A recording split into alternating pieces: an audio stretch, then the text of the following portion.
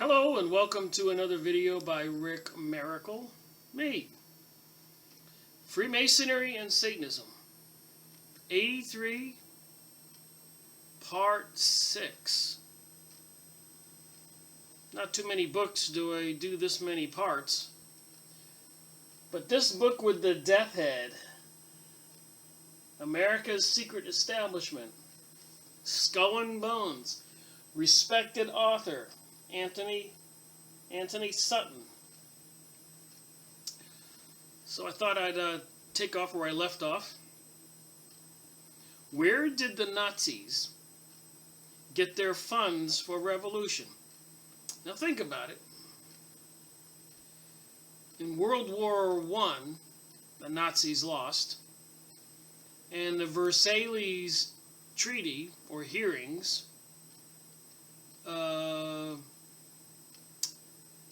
put such stress on the German people with the amount of money they owed was beyond payable. So the German nation was drowning.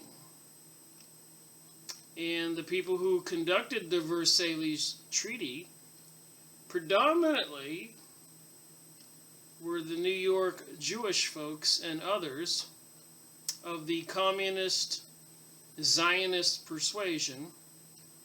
So they flocked over there to control these hearings. It's an interesting story, if you think about it.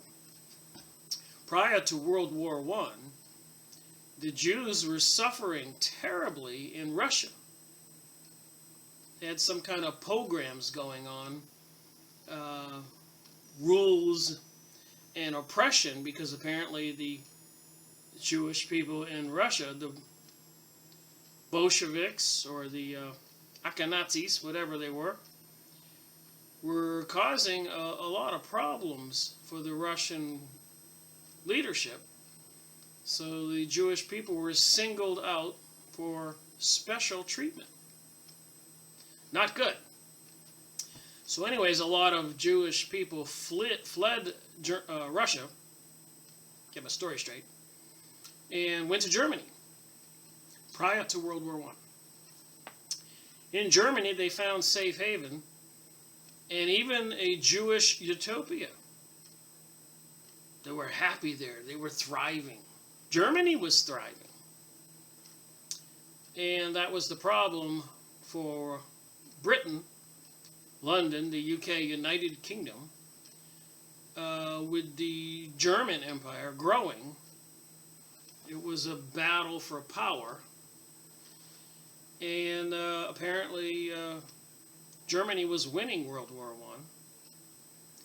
I. And there were many Jews there who were part of the German government and leadership and citizenry. But the Jews in New York City, the United States, and the Rothschilds, Illuminati Zionist people, who want a one world order, one world religion, whose religion is seemingly, from all the evidence, Luciferian satanic witchcraft. So a couple questions come to my mind. What's that got to do with UFOs, aliens, high technologies? And even Germany was sending archaeologists and other people to different places in the world searching for secret technologies and secret knowledge. From Shambhala in the mountains on the western side of China, Tibet, to Antarctica and many other places. So there's a little bit of biblical reference here to some ancient knowledge. So anyways, the Jews in New York City came up with a brainstorm that they could turn the tide in the war by financing Britain and getting the United States into World War I, because they controlled Woodrow Wilson. And even before Woodrow Wilson was put in place as the President of the United States, an earlier president of the United States would not bend to the control of the New York Jewish folks. So they said they would put a man in the presidency of the United States that they could control. And they did, Woodrow Wilson. And think about that. So they pretty much control the USA now. As Prime Minister Sharon of Israel said in a heated argument in his Congress, don't worry about America. We control America. And I think he also said, and they know it. Benjamin Netanyahu in Fink's Bar, look this stuff up, don't believe me, said they hate America and they're going to destroy America. So anyways, Britain took up the offer for the money and getting America to support them. And it was called the Balfour Agreement. They would support the annexation of the Palestinians' land to create the state of Israel, which was the intention all along. So at the end of the war, when Germany lost because of the betrayal of the Jews that they were rescuing, who were escaping from Russia. And then, of course, after World War I, there was revenge against the Russians. Some Jewish folks, Bolsheviks, were trained and sent out of New York City and other places to Russia, secret espionage, to abduct the Tsar, the leader of the Russian people, and his family, take them to a remote location, and murdered them, took over the country, apparently according to this book and other material, with U.S. Army support and other support, money and all that, eventually taking over the Caucasus Mountains and Siberia and all of Russia by the Bolshevik Jewish folks. That's quite a continent and quite a little event, if you think about it, after World War I. And apparently during that purge, when they killed the Tsar and his family, they proceeded to kill 100 million Christians and other good people, unwanted people, called a purge. It is my opinion that Russia is still in control of these New World Order elites. And a lot of people may be fooled in thinking Putin and Russia is trying to provide an offense against the U.S. government and NATO, Pentagon, New World Order, Zionist, Jesuit folks, Freemasons, Skull and Bones, intervention in the Middle East, using 911 as the reason they justified going into the Middle East, overthrowing all of the countries, brutally murdering and robbing all the people, and then the ones who are alive sending them to Europe and the United States. All planned.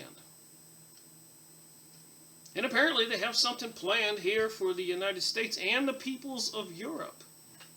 FEMA camps, hollow point bullets, all kinds of activities by the governments. Agenda 21, sustainability, biodiversity,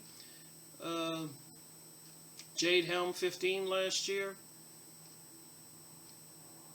The people are not waking up. So what they did to the Middle East, maybe they have plans for all of the people in Europe and the United States. Trying to pit the black people in the United States against the white people. The straights against the gays. The old against the young. The rich against the poor.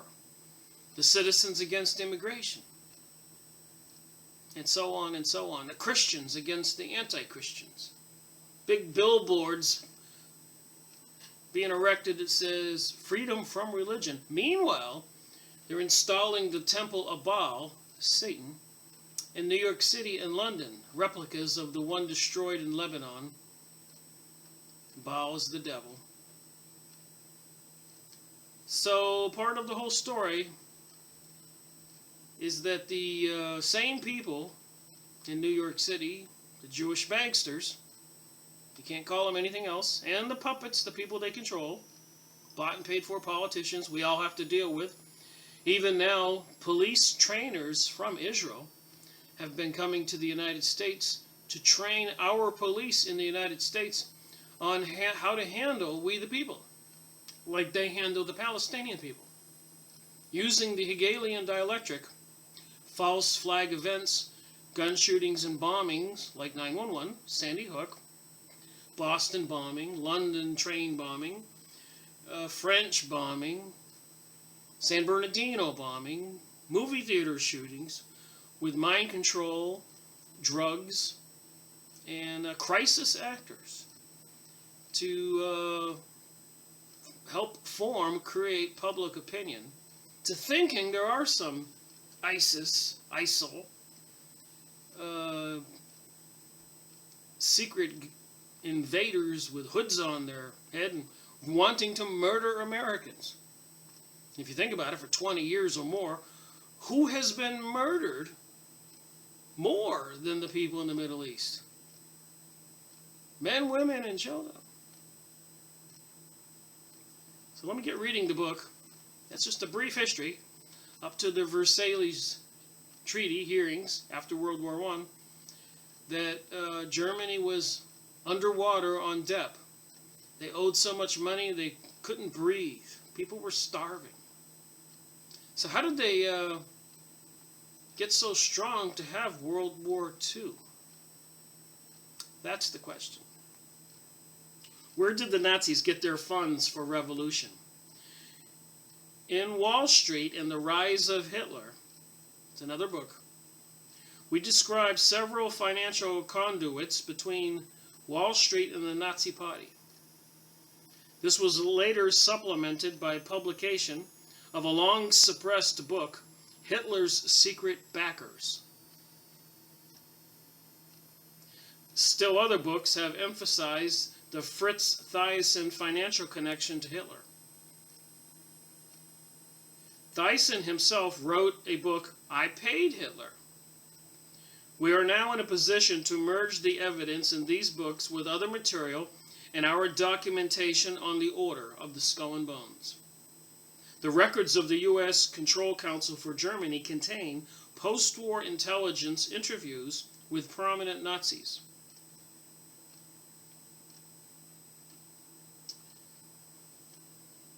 From these, we have verification that the major conduit for funds to Hitler was Fritz Thyssen and his bank für Handel and Schiff, previously called von Heide's Bank.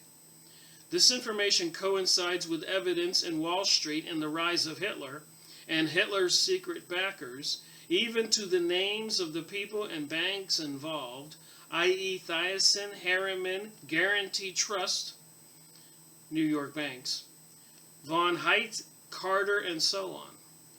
The document reproduced on page 167, slipped through U.S. censorship, because the officer of Director of Intelligence did not know of the link between Fritz Thyssen and Harriman interest in New York. Documents linking Wall Street to Hitler have, for the most part, been removed from the U.S. Control Council records. So there was an interrogation of Fritz Thyssen entitled Financial Support of the Nazi Party. And I'm just reading my highlighted portions. When interrogated in 1945, about the end of World War II, under Project Dustbin, get it? Project Dustbin, sweep everything under the rug. So here's a copy of the document.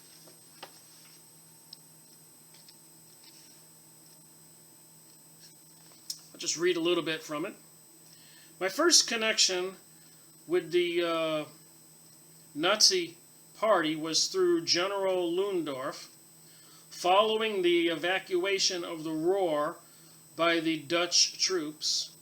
He told me about the party and asked for my help. I agreed, but I did not want to give any money directly to the party, so I gave it to the Ludendorff, and he gave it to the party.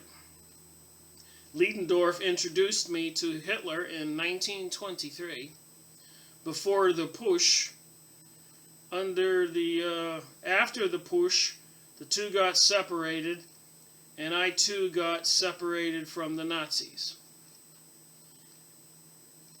I do not know of anyone of among us who industrialized, who was supported the Ruhr financially in 1926. You can't hardly read this, it's very faint. I was when its principal supporter. Later, through Wohndorf, Vogler, and Kepler, all contributed that some sort of tax imposed on all industry. The reason for it was that Hitler would fight the communists. So the New York banksters are financing the communists, and the New York bankers are financing Hitler. And they're pitting them again against each other for a great war. All controlled by the same puppet masters, the New York Jewish banksters. The Illuminati members, the people who have to be initiated into the secret religion, the mystery school of Babylon, which means gateway to the gods with all the satanic symbolism. Demonic beings. Even the Freemasons in their documentation have replicas or little models of what the new King Solomon's temple will look like.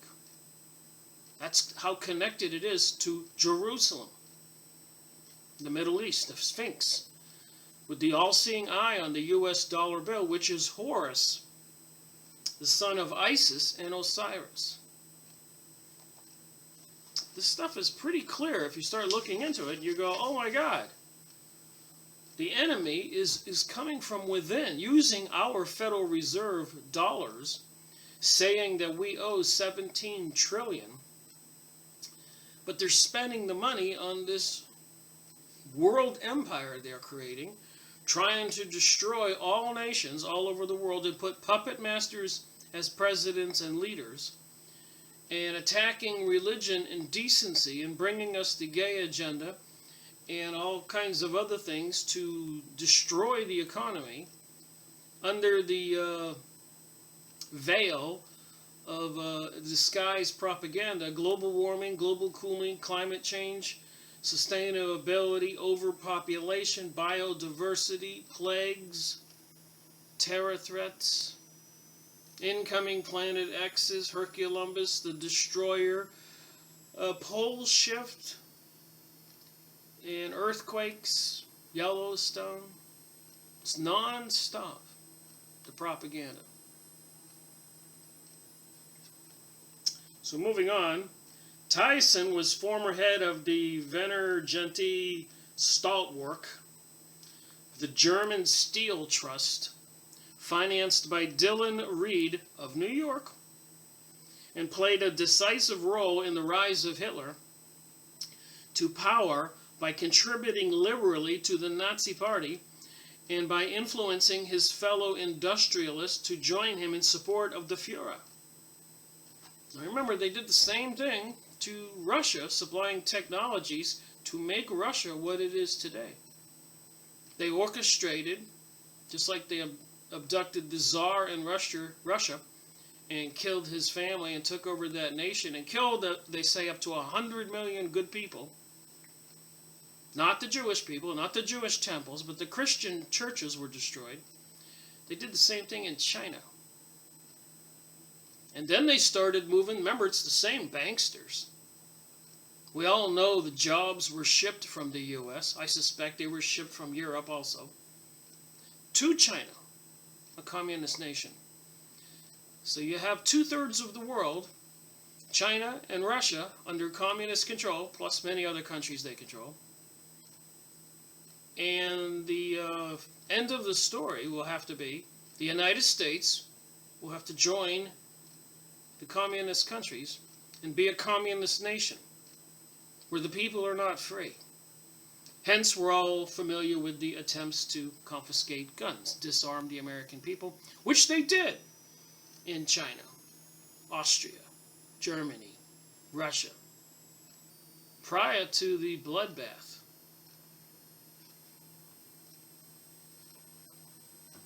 Just saying. It is what it is.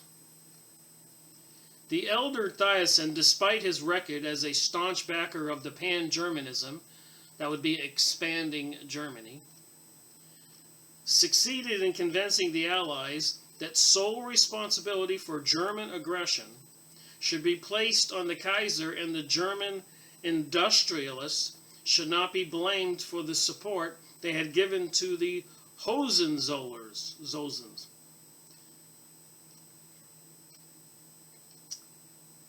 So the banksters convinced the people who were prosecuting the case after World War I not to blame the German industrialists, the factory owners and all that, but to blame the Kaiser. Apparently influenced by August Thiessen and his associates, the Allies made no effort to reform German industry after World War I. The result was that Thiessen was allowed to retain a vast industrial empire and pass it on intact to his heirs and successors. So after World War I, these same industrialists were using their money to finance World War II. It was always about the money. World War III will be all about the money. They want to steal our land here in the United States. The land of the free. The U.S. Constitution. They want to steal it. And they want to enslave the USA people. Make no mistake about it. Homelessness is on the rise in the United States. And it's a crime and illegal to be homeless. But they're driving the economy further into the ground, deeper and deeper. And more people will become homeless.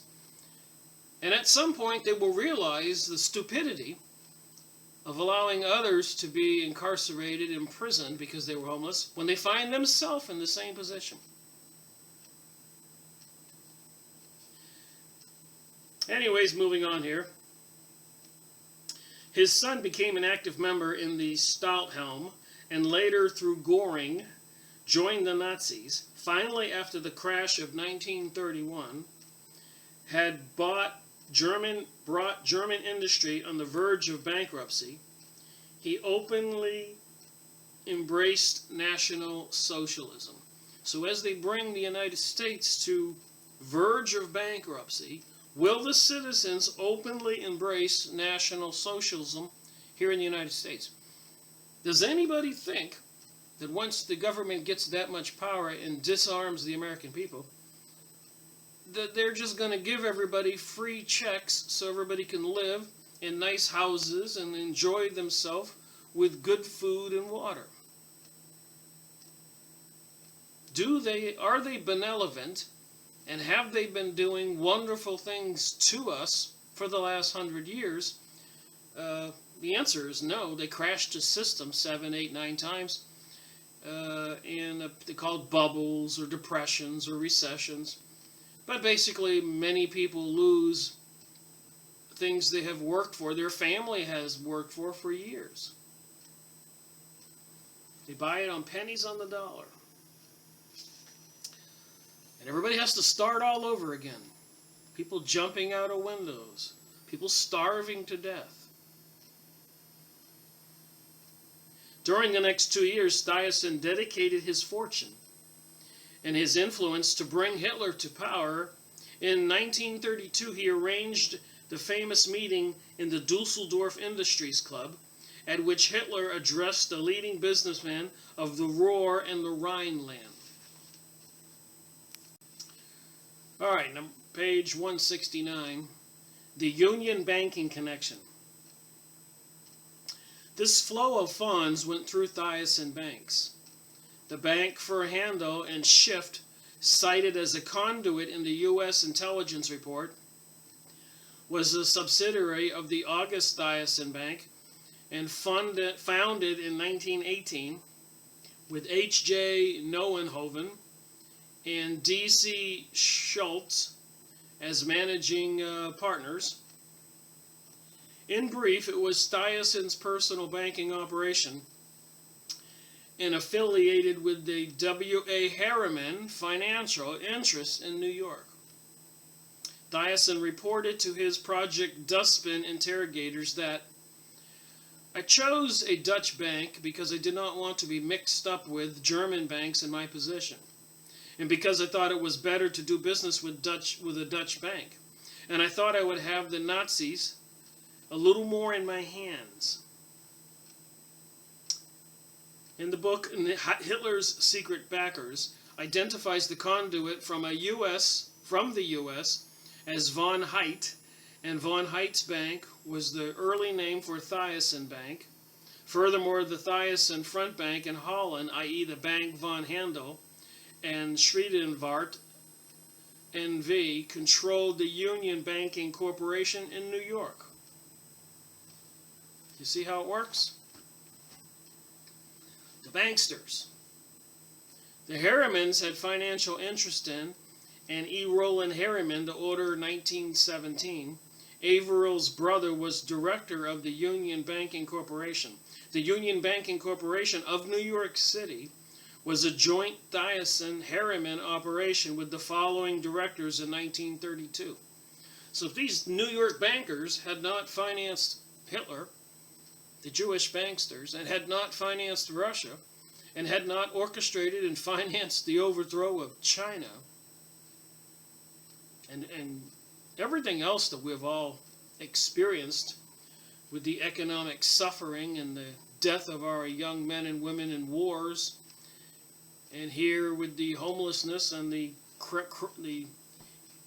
declining economy, is all intentional, in my opinion. So somebody who wrote this book here, all at Yale are tapped in their senior year. So they send these people to Yale, and they join these fraternities. The Wolf's Head, the Scrolling Key, the Skull and Bones. And then they find out what kind of character these people have. Are they evil enough? Then they pick them to be initiates into the Skull and Bones. Then they put them into positions of power throughout the world. All intentional. And there's a bunch of names here. Roland Harriman, president of Harriman and Company, New York. Neuenhoven, Nazi banker, managing partner for Stuyvesant Bank. Knight Woolley, Guarantee Trust, New York. Cornelius Levinstein, president, Union Banking Company. Director of Holland American Investment Corp. Elvery James, the Skull and Bones, 1917, partner Brown Brothers and Company, New York. Johann Groninger, director of Bank von Handel. Guntier, director Union Banking Corp. And get this, Prescott Sheldon Bush, George Bush's daddy's daddy. Partner Brown Brothers Harriman, father of Vice President Bush. The order 1917. So then we had Jeb Bush wanting to be president again. And this family is in these organizations up to here. Not even here, up to here. Skull and Bones and all this other illegal activities. As George Bush Sr. said, out of the chaos and anarchy will come the New World Order. So they're planning all this. This is what this book says. This is what the Hegelian dialectic is, the Hegelian philosophy. They need to pit two sides against each other. Whether it is the gay agenda versus Christian people, black people versus white people, rich people versus poor people, like Democrats versus Republicans, Americans against the Russians, they have to make the Russians appear to be evil. And to the Russians, they have to make the Americans to appear to be evil. And then the Russians and the Chinese have a pact. If one of them goes to war with the United States, they both go to war with the United States. That's in the news today, by the way, that they have enacted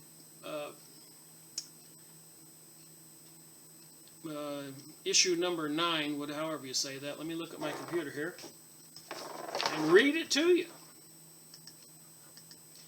China invokes feared Russian defense pact and orders attack subs to the U.S. West Coast, April 1, 2016. By Sorsha Fail, and as reported to her Western subscribers.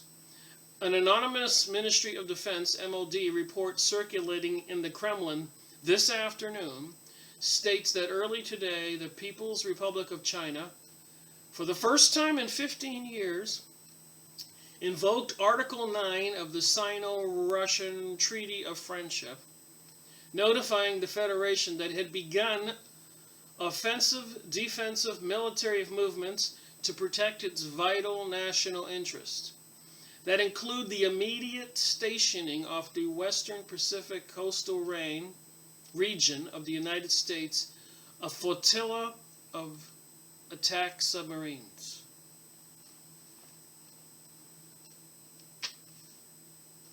I kid you not. Here it is on my computer that I was just reading. I do research every day. It's too much to believe. You think?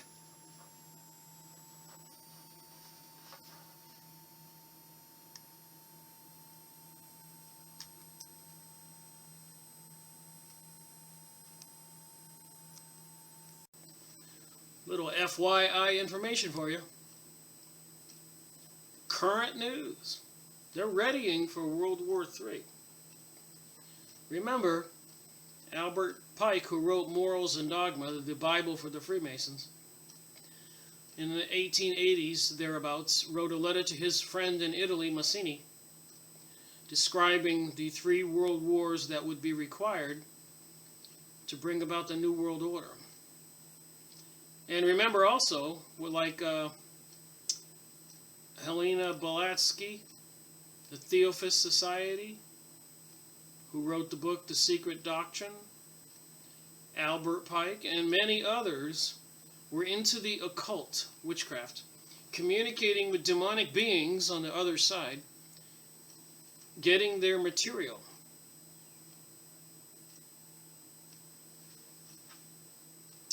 Moving on here, 4 directors of Union Banking are members of the Skull and Bones, all initiated at Yale in 1917.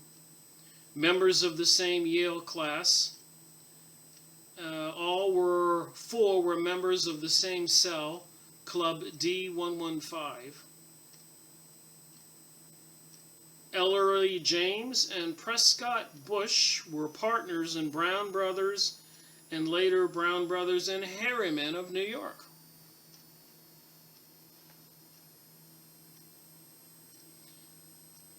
In brief, when we merged the information in Project Dustbin with Schoep's Hitler's secret bankers, we find the major overseas conduit for Nazi financing traces back to the Order of the Skull and Bones, and specifically cell D115. Antony Sutton, smarter guy than me. This book was written in 1986. Profit from conflict. They're making money on these wars. By the way, I think Israel right now is the largest manufacturer of weaponry and explosives, bombs in the world. Heads up there. Out of war and revolution come opportunities for profit. Conflict can be used for profit by corporations under control and influence of the Skull and Bones, the Order. In World War II, the Korean War, and the Vietnamese War, we can cite examples of American corporations that traded with the enemy for profit. So here are these large corporations trading with the Vietnamese enemy and doing business here in the USA for profit. The same bullets that probably killed our USA soldiers were probably sold through the same corporations here in the United States, controlling our politicians. With Jewish CEOs, as Text Mars indicated in his newsletter to me one time, which I disbelieved. So I took it upon myself to get a folder, a binder, and find out who the top 200, 500 corporations were, look it up their CEOs on Wikipedia, scroll down to the bottom and see if they were Jewish. And predominantly, the answer was yes, they were. So I suppose you could say you probably couldn't get a decent Christian to do what they were doing. This blood trade is by no means sporadic or limited to a few firms. It is in general and reflects the higher policy decisions and philosophies. Corporations, even large corporations, are dominated by banks and trust companies, and in turn these banks and trust companies are dominated by the Skull and Bones and its allies. Now remember, like the Freemasons and all these organizations, you read their books like Albert Pike's Moral and Dogma, it's just full of facts from ancient times of the pyramids and the hieroglyphics and the Sphinx and Jerusalem and the Jews and King Solomon's temple. So you can see the face, which is the Skull and Bones Order, or the Freemasonic Lodge on your neighborhood corner. But behind the face is what I'm searching. Hence my series, Freemasonry and Satanism, which I think I appropriately named because it appears that these demonic beings, as crazy as it sounds, are literally the ones behind all these secret mystery school of Babylon organizations, Rosicrucian, Skull and Bones, Freemasons, Zionists, Jesuits, Bohemian Club, Bilderbergers, Club of Rome, Knights of Malta, Knights of Columbus, Witchcraft, Kabbalah, Hollywood, banks, elitists, and all their wicked rituals they do, sacrificing people, drinking blood, and eating flesh. As we all know, which was done in ancient times, the sacrificing of people. Even in Rabbi Marvin Entelman's book, in Hitler's diary, they abducted a young Munich, Germany gypsy man, put him on an altar and sacrificed him in order to bring forth an interdimensional demonic being to impregnate a young girl who laid on the adjoining altar. Apparently the being appeared according to Hitler's diary, but the impregnation of the girl failed to occur.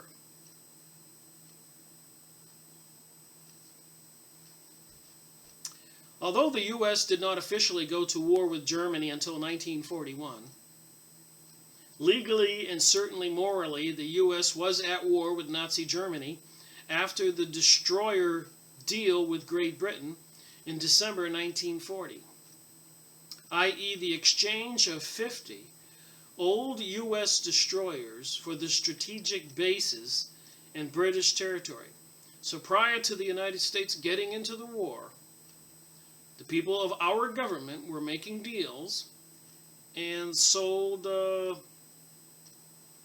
exchanged 50 U.S. destroyers for strategic bases in the British territory. So we were planning to go to war before any event that brought us into the war. So we all know that they created an event like 9/11 to fool the American people.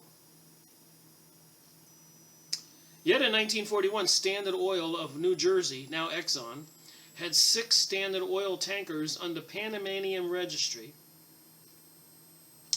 manned by Nazi officers to carry fuel from Standard Oil refineries to the Canary Islands, a refueling base for Nazi submarines. So we have an American corporation, Exxon, with tankers supplying oil to the Nazis while we're gearing up for war to go to battle with the Nazis.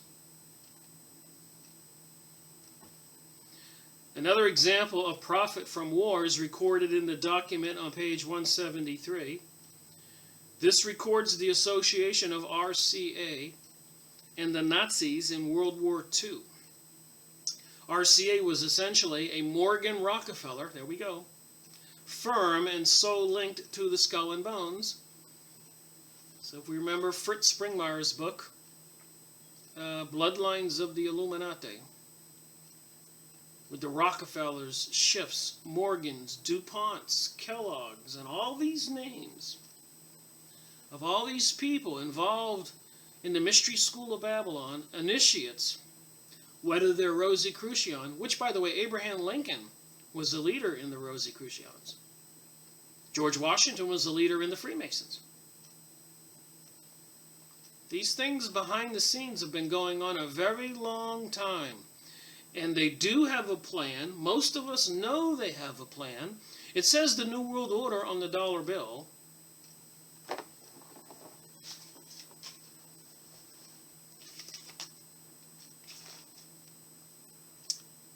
Novus Ordo Seclorum. Right there on the bottom of the pyramid. And there's the pyramid, Horus, the all-seeing eye, with the sun's rays behind the pyramid in the eye. And the top here is these two words, which means that the mission is accomplished. Anute Conepis. Look it up. And we know that these people worship Moloch also called the devil. They got big pictures if you look up Moloch, M-O-L-O-C-H, in images on your computer. A giant monster with his hands out, and they're feeding him children to eat. And in the Bohemian Grove, where Alex Jones snuck in there and made a video, they have a gigantic owl called Moloch with a fire in the bottom of the belly, where they toss a baby into the fire called the cremation of care. Satanic rituals. Arizona Wilder, David Icke interview.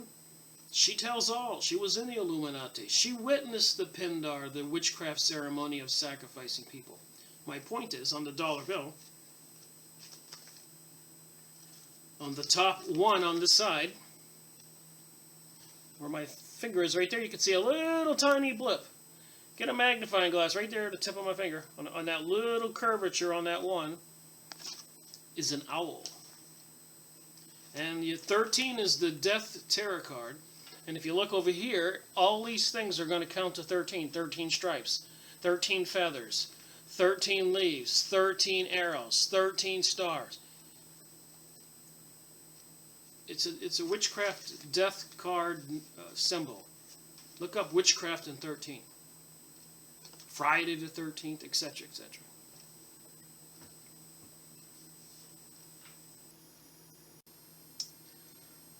So RCA and the Nazis in World War II, RCA was essentially a Morgan Rockefeller firm and so linked to the Order of Skull and Bones. Yet another example is that of Chase Bank. Chase was linked to the Skull and Bones through the Rockefeller family. There we go, the Illuminati. Percy Rockefeller and the Skull and Bones, 1900, and Vice President Reeve Shaley, Yale's Scroll and Key. Directors of Chase in the order include Franklin Allen, the order 1900. This goes all the way back here. These people were control. W.E.S. Griswold, the order 1899. Cornelius Vanderbilt, whose brother Gwen Vanderbilt, the Skull and Bones 1899, represented the family before his death. President of Chase was Withrop Aldrich. This was the Harvard branch of the Aldrich family. Another branch is Yale and the Skull and Bones.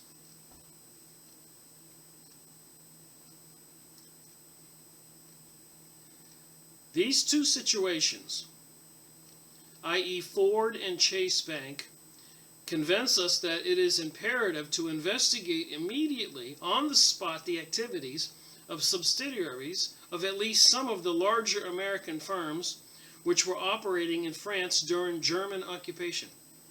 And we all know now that a lot of international corporations are working to fulfill this New World Order. The technologies, the software for Jade Helm 15, spying on the people, advanced weaponry, microwave weaponry, satellite directed energy beams, lasers, and even contracts to build FEMA camps and manufacture more hollow point bullets. The international corporations, i.e. with the Jewish or mystery school initiates from Skull and Bones or whatever, CEOs are plotting our end. It might behoove us to wake up. The extent of Chase's collaboration with Nazis is staggering. And this was at a time when Nelson Rockefeller had an intelligence job in Washington aimed against Nazi operations in Latin America. So it's all propaganda. It's all a lie. It's all a deception. In December 1944, Treasury Department officials examined the records of Chase Bank in Paris. On December 20th, 1944, the senior U.S. examiner sent a memorandum to Treasury Secretary Morgenthau with the preliminary results of the Paris examination. Here's an extract from that report. A couple documents here. Like I said, Antony Sutton, smarter guy than me. I'm not trying to wear out this book, but I just happen to think this topic is so important. All of us want to get to the point where we understand who, what, and why. Yes? No? We got the protesters down there on the corner. Just wanted to share this again. But these people didn't just show up all on their own.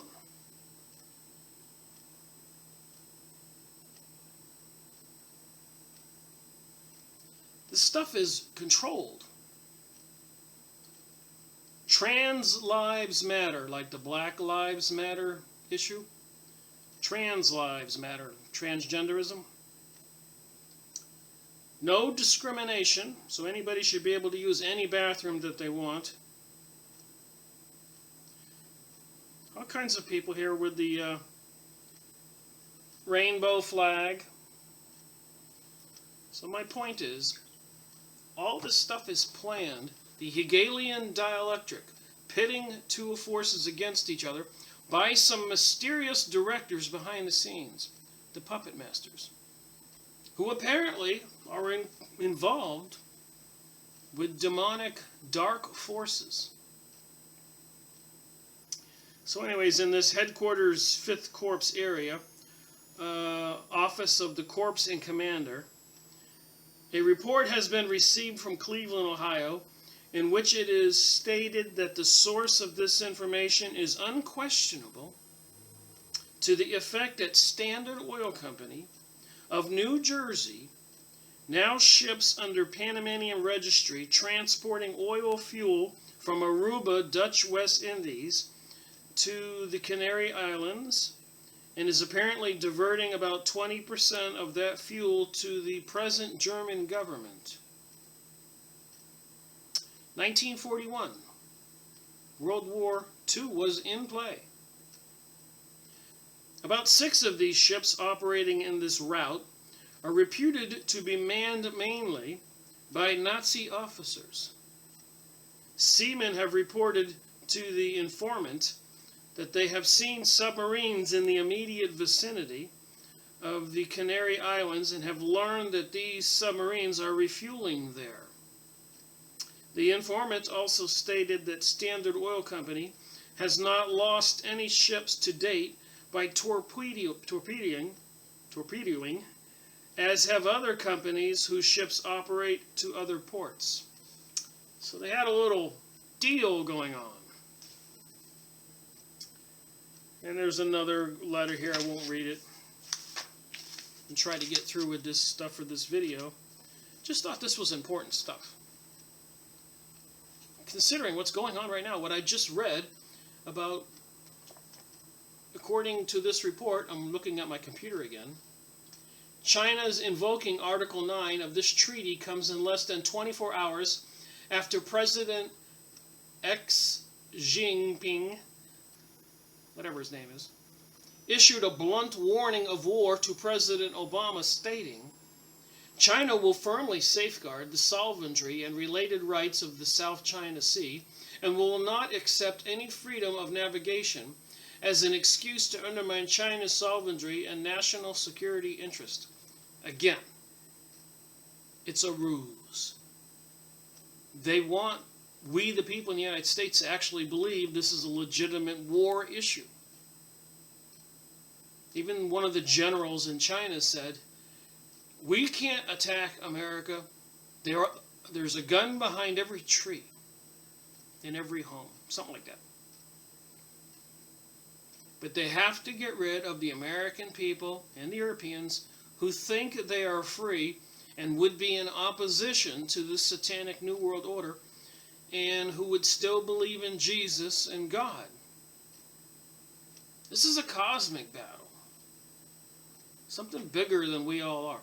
Which there is some good news in knowing that, because apparently if you keep the faith in God and Jesus, you will be saved and protected.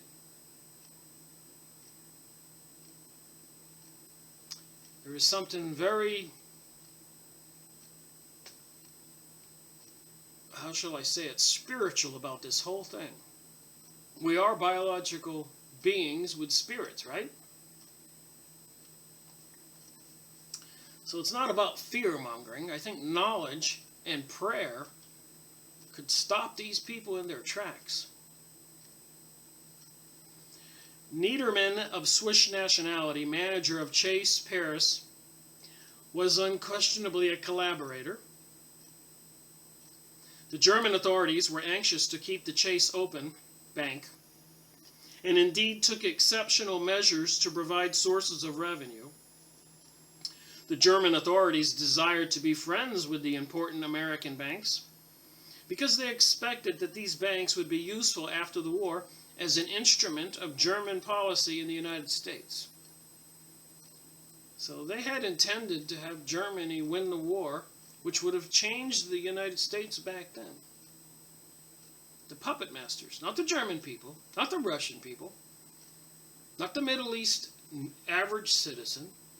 They're not our enemy. The Chase Paris showed itself most anxious to please the German authorities in every possible way.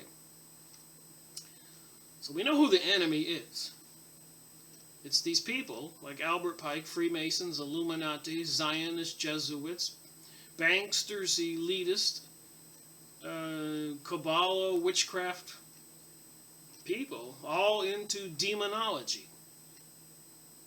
They have no conscience. In brief, Chase Bank was a Nazi collaborator. But the above preliminary report, as far as the investigation proceeded, the report was killed on orders from Washington, D.C. So the people inside Washington, D.C. made sure the American people did not get this news. On the other hand, Chase Bank, later Chase Manhattan Bank, had been a prime promoter of exporting U.S. technology to the Soviet Union. So they're supplying oil for the German Nazi submarines and technology to the Soviets. This goes all the way back to the early 1920s when the Chase broke U.S. regulations in order to aid the Soviets. As early in 1922, Chase was trying to export military Liberty aircraft engines to the Soviet Union. In conclusion, we have seen that the two arms of the dielectric described in Memorandum 3 and 4 clashed in World War II. Furthermore, the corporate segment of the elite profited from Lend-Lease to the Soviets and by the underground cooperation with Nazi interest. The political wing of the order, Skull and Bones, was at the same time preparing a new dialectic for the post-World War II era. So they use this divide and conquer technique over and over. And we the people never see it coming, so it seems. Maybe we just don't have devious minds, and we don't think that way. Memorandum number 5, the new dialectic, Angola and China. The necessity for a new dialectic process. World War II was the culmination of the dialectic process created in the 1920s and 1930s. The clash between the left and the right, i.e. the Soviet Union and the Nazi Germany, led to the creation of a synthesis, notably the United Nations, and a start towards regional groupings in the common market, COMCON, NATO, and United Nations, ESCO, Warsaw Pact, SATO, CENTO, and the Trilateral Commission. A starts towards the New World Order. So everything they've been doing, with the A against B to create C, the Republicans against the Democrats to create a New World Order. And you notice about 50% of the people in the United States are Democrats, 50% are Republicans. Even all the elections, the last 3 or 4 that I've noticed, it came down to just a few votes at who was president. They were counting Chads when Bush had that mysterious election where they said he lost or won, and they had to count all the Chads, the little pieces in the card that might have not been pushed all the way through to get the exact count. How can it be exactly 50-50? It's planned.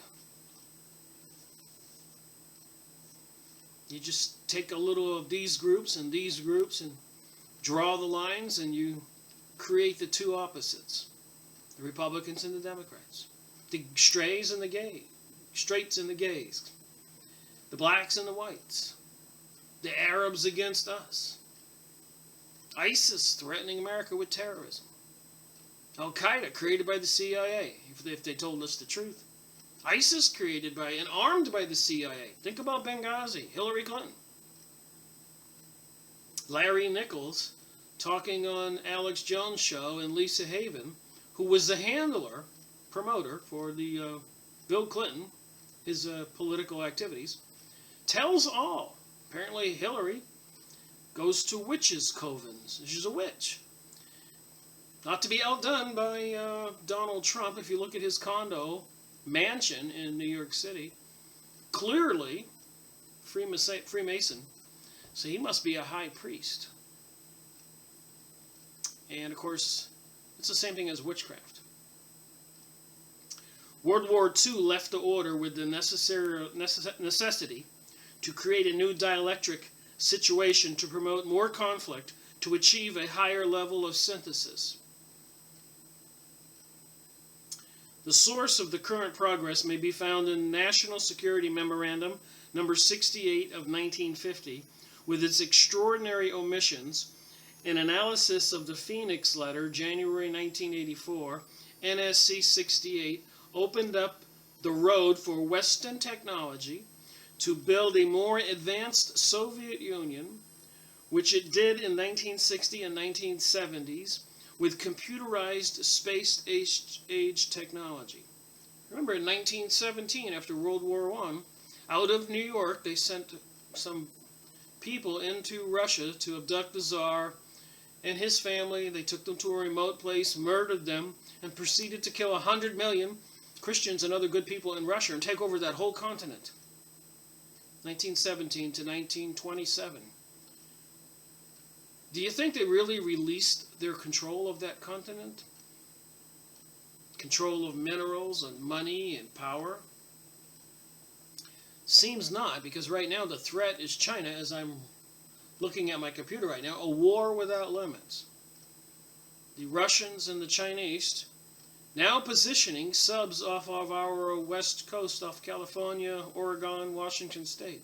Is that really happening? Is what you can go look up on the computer, what I just showed you, real?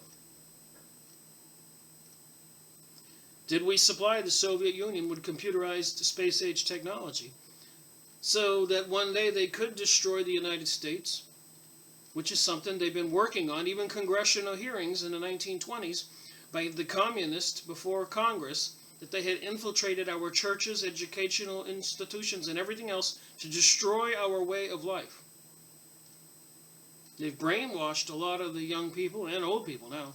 If you walk down the street, it just looks insane how people look and think, and what those protesters I just showed you. At the same time, NSC 68 presented the argument for massive expansion of U.S. defenses. So while they're having the Cold War go on, spending billions of dollars here in the U.S. against the Soviet threat, they're providing the Soviets with the space-age technology on the grounds of a future Soviet threat. So in the same breath, while they're financing the growth of Russia, they're saying there's going to be a future Russian threat. The omission in NSC 68 was quite elementary, i.e., that the Soviets could not progress without Western technology.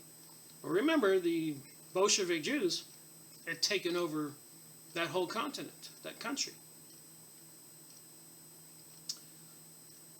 And they are bent on destroying Christianity. Let's not forget what Sarah Silverstein, the comedian, said, the Jewish comedian. On stage, you can look it up and watch the video.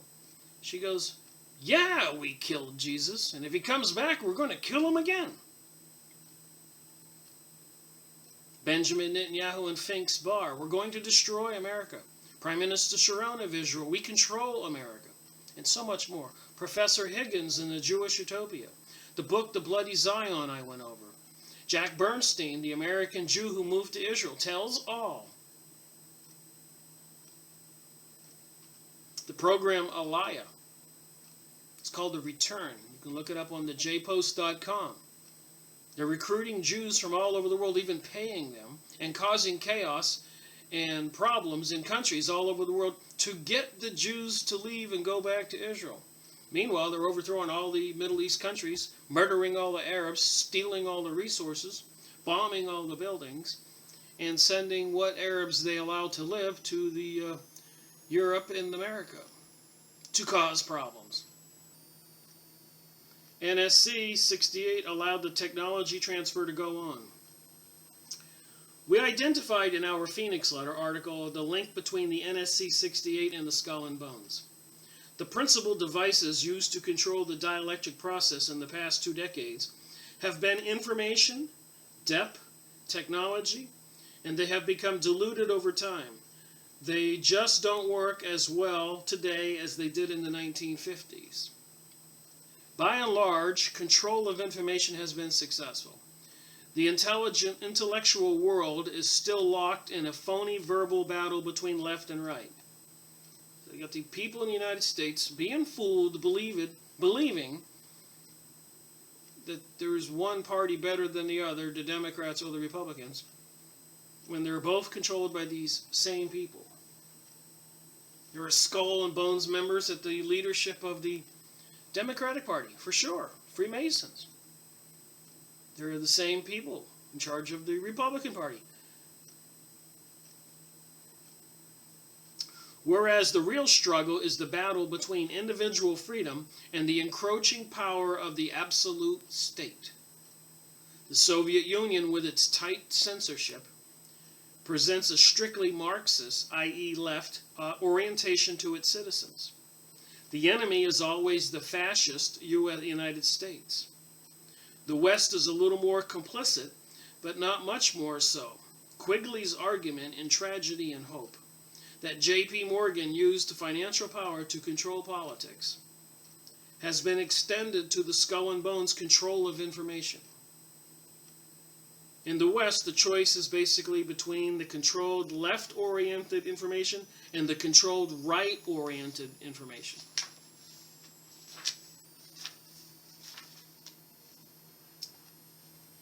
The conflict between the two control groups keeps an apparent informational conflict alive. In brief, any publication which points up the fallacy of the left-right dichotomy is ignored. The citizens keep trooping down to the polling booths in the belief they have a choice. The second control mechanism is debt, controlling of money, especially money that you owe. Credit cards, maybe? How many people are not up to here, or even here?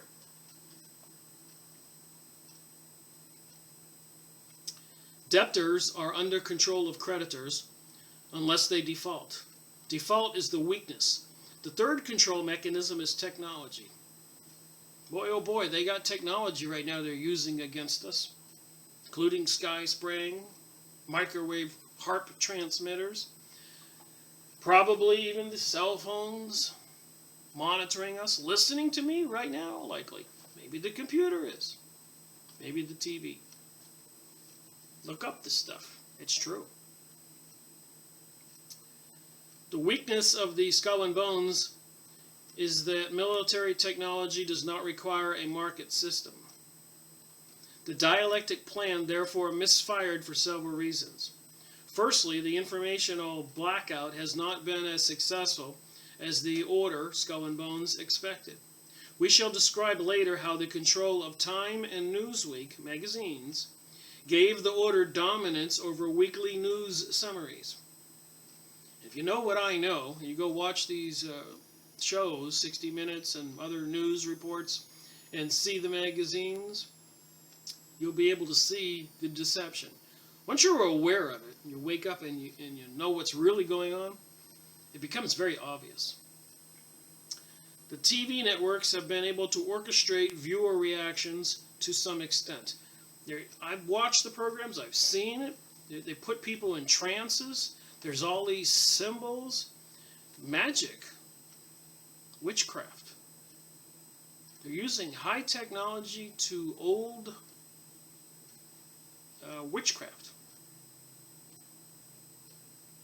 Who knows what they put into children's foods and our foods that people eat.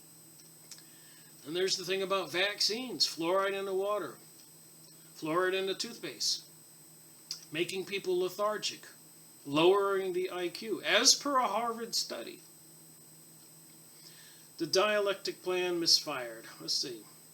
The 3 ABC blockbusters in 1983 were The Day After, the movie, Thornbirds, and The Winds of War, all with a common propaganda theme.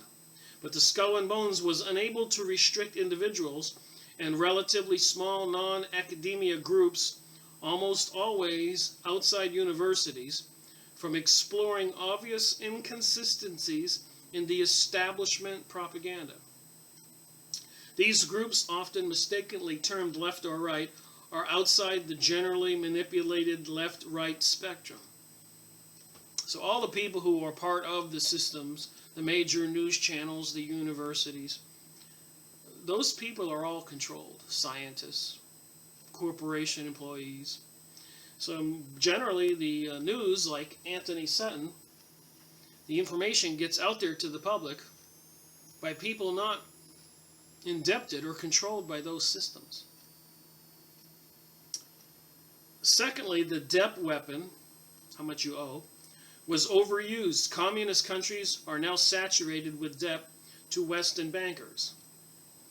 Thirdly, while technology is still a useful weapon, there are distinct stirrings among independent analysts of the danger poised for the Western world by building enemies. So this other person who read the book for me says, so what? Forge ahead. Marxist Angola gets the green light, but Marxist Grenada gets the red light. Second, the construction of a completely new arm, that of the Communist China, itself Marxist, but with conflict potential for the Soviet Union. Major efforts of the Skull and Bones are in progress, only partly revealed, no longer, as we know, reading this report here, that China is invoking Article 9 of its agreement with Russia as a defense pact, and they're moving subs off the west coast of the United States.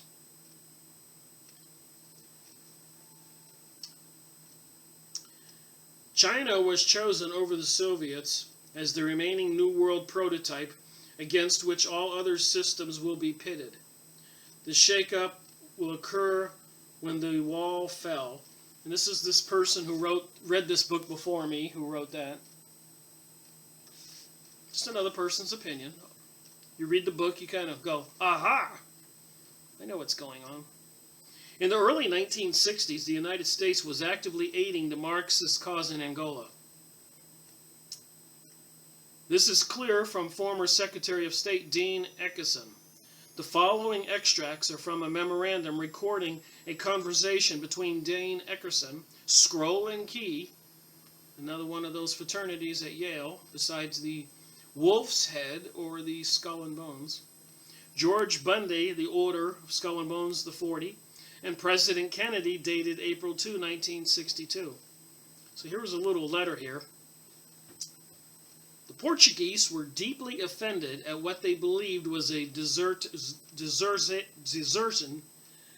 the United States deserting, of them by the United States, if not the actual alignment of the United States with their enemies. Remember, the United States was pals with Gaddafi in Libya before they took him down, made deals with Saddam Hussein before they took him down, was friends with the leader of Egypt before they took him down, created the situation in the Ukraine before they took it down, and days later shipped out tons of gold that belonged to the Ukrainians to New York City. People don't know this stuff. The president then asked me why I was so sure that there was no room for negotiations under the present conditions. I said that, as he perhaps knew, we had in fact been subsidizing Portugal's enemies, and that they strongly suspected this, although they could not prove it. He said that the purpose of this was to try to keep Angola nationalist movement out of the hands of the communists, Ghanaians, etc., and to keep it in the most moderate hands possible. So you have to keep the dialectic going, the two parties opposing each other. We were also engaged in smuggling Angolese out of Angola and educating them in Lincoln College outside of Philadelphia in the most extreme nationalist views. So to create these wars in these other countries, they smuggle out some citizens and send them to our United States universities, special ones. Furthermore, the head of this college had secretly and illegally entered Angola, and on his return had engaged in violent anti-Portuguese propaganda. Moving on here, there is an extremely important, although seemingly minor point in President Kennedy's comments. Kennedy apparently believed the U.S. was financing nationalists, not Marxists, whereas the U.S. was actually aiding Marxists, as it was later to do in South Africa, following a pattern going back to 1917 Bolshevik Revolution in Russia. There is a point well worth following up in Kennedy's files, i.e. just how much Kennedy knew about CIA and State Department operations where the Order, Skull and Bones, was in control. Likely candidate here for who assassinated Kennedy. But we already know it was these people. The Illuminati types with a secret mission to take over the world. The Marxists under NATO's MPLA obtained control of Angola. The Order, with powerful allies among multinational corporations, had exerted pressure in successive administrations to keep Angola as a Cuba Soviet base in southern Africa. Back in 1975, the U.S., in conjunction with South Africa, did indeed make a military drive in Angola. at a crucial point when South African forces could have reached Lunda, the United States called off assistance. All this stuff is controlled. South Africa had no choice but to retreat. South Africa learned the hard way that the U.S. is only nominally anti-Marxist. So our government that we have now here in the United States is nominally anti-Marxist. I'm here to say now, I believe our government is pro-communist. They don't want the people to know that, but they're planning and plotting for martial law. And once they bring the communist arm upon us all, it will never be released. In practice, the U.S. did to South Africa what it had done many times before. The elite betrayed its anti-Marxist allies. By the early 1980s, the Order of Multinational Friends, Skull and Bones, came out of the woodwork while carefully coordinating public actions with Vice President Bush. He's in the Skull and Bones 1948. For example, on March 27, 1981, the Wall Street Journal ran a revealing article including some nuggets of reality mingled with the establishment line. The front page article viewed U.S. multinational support of the Angola Marxist under the headline, Friendly Foe. Companies urged U.S. to stay out of Angola. Decline aid to rebels, these rebels being anti-Marxist Sembia's UNITA forces aided by South Africa. So the people who were fighting the communists, we were declining to arm them. So you know, these people who are of the Illuminati, Freemasons, Skull and Bones, and all these other Mystery School of Babylon organizations with the Zionist Jesuits, they are communist, and the communism was created by the Bolshevik Jewish folks. And basically they want to reign supreme and rule the world, and they think that we are animals. The leader of the pro-Marxist corporate forces in the U.S. is Melvin Hill, president of Gulf Oil Exploration and Production Company, a unit of Gulf Oil which operates Gulf Cambidida. This is a refining complex in Angola. So this is big corporations now that we're dealing with. And remember, big corporations, which control the world, do not have to answer to the people. What a scheme they have done, these communists, these elitist Jewish people, Zionists. Not to be confused with all the Jewish people trying to warn the rest of us. Henry McCall, PhD, Canadian Jewish author, in his book, Illuminati, The Cult That Hijacked the World. Rabbi Marvin Antelman, to eliminate the opate. Opate means believing in God. This is a spiritual battle, so they don't want you believing in God and praying, because the spiritual realm is real. Even when Jesus was up on the cross, and one of the guards poked him and laughed at him and said, "Why doesn't your God save you?" And Jesus said, "Do you not think that if I called up to God, that he would not send a dozen leagues of angels to save me?" But he said, "That's not why I'm here." He gave up his life so those who believe in him and believe in the philosophy, treat others as you want to be treated, and the commandments not to kill and steal and adultery and bear false witness and covet and worship pagan demonic gods, etc., etc. Look up the 12 commandments, 10 commandments. After I speak for a while, I get a little tired.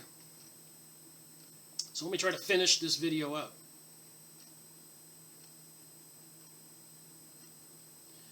So the refinery complex in Angola, protected from Samvini's pro-Western rebels by Cubans and Angola Marxist troops. Hill told the Wall Street Journal, Angola is a knowledgeable, understanding, and reliable business partner.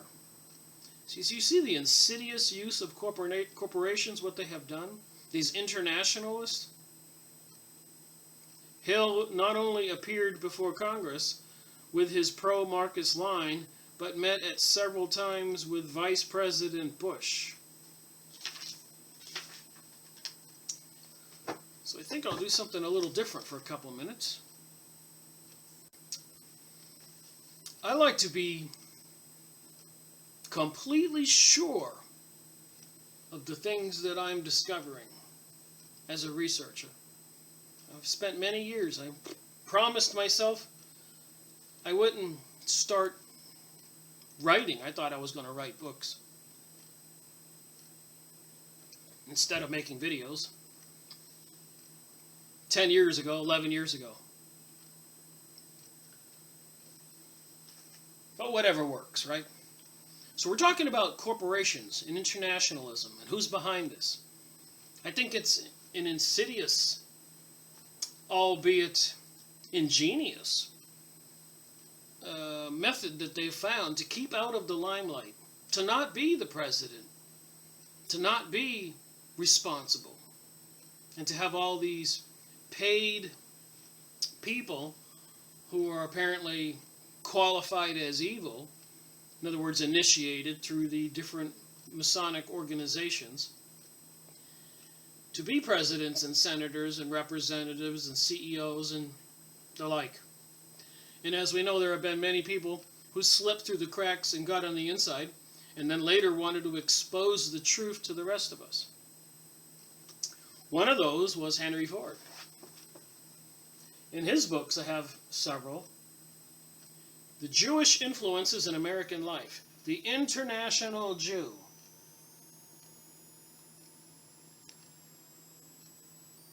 The world's foremost problem. It says it right under there. International Jew. The world's foremost problem. This isn't me making this up. And that's Volume 3. Here's Volume 2. The International Jew, the world's foremost problem. And being a reprint of a second selection of articles appearing, Henry Ford bought a newspaper in Michigan, the Dearborn Independent, just to get the word out to the people about what was going on with all these Yiddish Ashkenazi Jews who were being imported during the 1920s, before and after, to New York City, and were acting like they owned the place. Jewish supremacy in the motion picture world. So I've got a lot more to read on these books and get the word out. That's Volume 2 and Volume 3. Here's Volume 4, Aspects of Jewish Power in the United States. The world's foremost problem. The International Jew. Do you see how these international corporations, as Tex Mars says, there's 3 of Henry Ford's books. I thought I had the Volume 1, but I can't find it. Here's another book by Dan Smoot, The Invisible Government. It says on the back of this book, there does exist, and has existed for a generation, an international Anglophile network which operates to some extent in the way the radical right believes the Communist Act. In fact, this network, which we may identify as the Round Table groups, has no aversion to cooperating with the communist. Everything we're reading here with Antony Sutton. Webster Tarpley did a great job in this book. Look at all the tabs I have here. Of certainly connecting the fact that 911 was an inside job. You can see, I mean, I read all these from cover to cover, just like I'm doing here with this book, and highlighting everything. Try not to miss anything. And we know now that if you are a truth seeker and try to get the word out, they will say that you are causing hate. And people with weak minds might react to what you're saying, making videos. To other people and alternate researchers, the government says you're stirring up the people, creating hate and possible terrorism in the United States. You're a threat. So apparently, truth is treason. So that's what they say now, 2016. But back in 1971, Rules for Radicals by Saul Alinsky, one of Hillary Clinton's and Obama's heroes, a pragmatic primer for realistic radicals. They were writing books to create the communist radical situation. It was okay for them to do that. But apparently it's not okay for people today to tell the truth.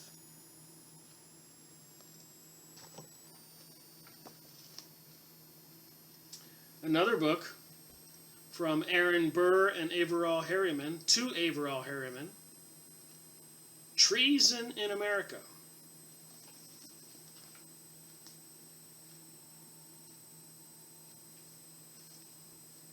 What Harvard's history books won't tell you. Aaron Burr was not a romantic rebel of modern popular fiction, but a spy for the British and the Swiss opponents of the American Revolution. So behind the scenes, treason in America. And then we got Confessions of an Economic Hitman. I mentioned John Perkins a lot. I've read this thoroughly. But when I read it, I wasn't highlighting or making videos. Here's John Perkins. He worked for these multinational corporations, and his job, as he describes it in his book quite clearly, entering a new and sinister period in economic history, was to go around to presidents all over the world, South America, Central America, and elsewhere, and convince these people, bringing with him engineers and economic professionals, that they should borrow millions and billions of dollars from the International Money Fund, the Jewish banksters, the Federal Reserve, the crooked people taking over the world, knowing full well that they would not be able to fulfill their promises of a gross national product increase that would make the country wealthy. They were going all over the world promising people that. It was all part of getting them to go into bankruptcy and then come under the control of the United Nations and the courts and the banks, which are the internationalists we just saw. And here one, beware of the trilaterals. Little pamphlet I got here. I'll have to go over, read it again and go over it. These people have so many organizations. The ultimate weapon, terrorist and the world order. So they're using this terrorism as part of the Hegelian dialectic. And a lot of people are none the wiser. Terrorism flourishes. It has become a major and most visible crime of our time. So these mafia types who have taken over our world, I call the mafia types the people from all these Mystery School of Babylon organizations like the Skull and Bones, Freemasons, Zionists. Report from Iron Mountain. You got to pay attention to the dates on these things. 1967. The other one I showed you was 1971. The Rules for Radicals, Saul Alinsky.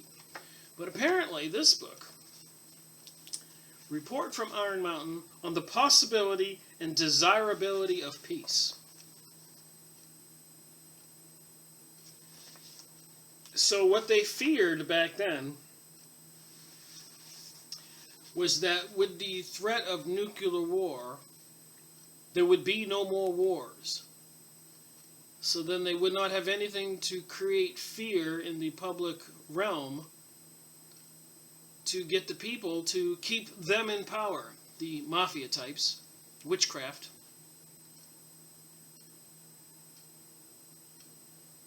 So I'll just read a little bit from here. The word peace, as we have used it in the following pages, describes a permanent, quasi-permanent condition entirely free from the national exercise or contemplation of any form of the organized social violence or threat of violence generally known as war.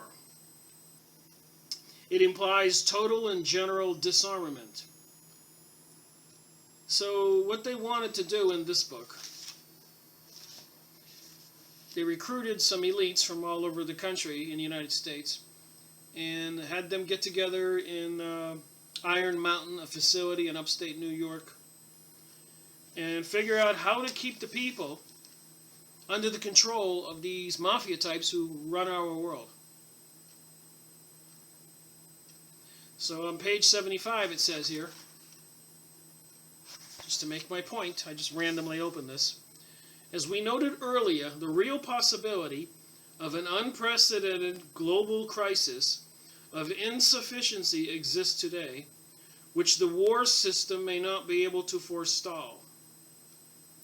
But it tends to support the view that if a decision is made to eliminate the war system, it was better done sooner than later. So they wanted to find a surrogate and a substitute for the war system to keep the people in fear. So that's why we have the economic destruction and the increasing police powers and wanting to disarm the people. They want a new world order and a new world religion, and apparently it's all sinister and satanic. Murder by Injection, another book I read. See all my tabs? Excellent book by Eustace Mullins. He tells all. During the early 20s, the Rockefellers intentionally wanted to destroy all the natural medicine doctors who would heal using herbs and other techniques and replace it with hospitals and surgery. Homeopathy versus, I forget the other word. Helopathy? Allopathy. Homeopathy versus allopathy. And he did a good job of taking over all the, it says right here on page 119, a medical monopoly, 1918. Although his treatment was never scientifically refuted, Koch, who began oxidizing studies in 1915, used this treatment in 1918, was persecuted for 16 years by the medical monopoly. So they were persecuting, and they did that to all kinds of natural healers throughout the United States. So we all know today, whoops, I just dropped my books. They all have control over the pharmaceuticals and the hospitals, and now with Obama's medical program and the vaccines and all that, is become one sinister machine designed to control us all, harm us all. And then, of course, Constance Coombe, The Hidden Dangers of the Rainbow, tells all about all these mystery school of Babylon and organizations.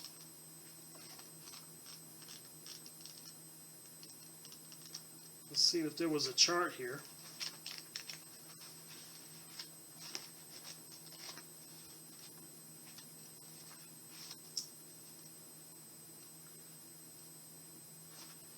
Of all these people from the Mystery School of Babylon, the Unity and Diversity Council, its purpose and work. Constance Coombe. Which is interesting. They want the rest of us to be multicultural. But try moving to Israel yourself. If you're not Jewish, you're not getting in. So Israel will remain a pure Jewish race of people, when outlawed any kind of multiculturalism. But the rest of us, because I guess they think we're animals, we all have to be multicultural.